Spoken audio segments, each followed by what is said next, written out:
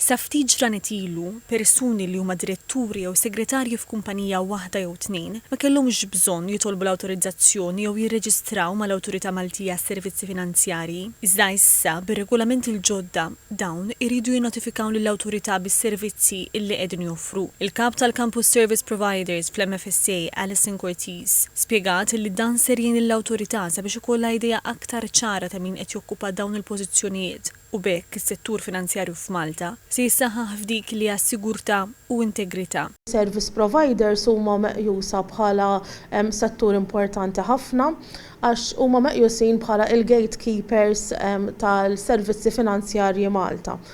Meta jkun hemm kumpaniji minn barra minn Malta li jridu jissettjaw għaw Malta, l-ewwel li imorru huwa għand company service providers. Allura huwa importanti li l-company service providers ikollhom il-rekwiżiti neċessarji biex jipprevenu milli Malta tiġi użata għal finijiet li huma mhux daqshekk sbieħ għal pajjiż bħal ħasil ta' flus jew frodi.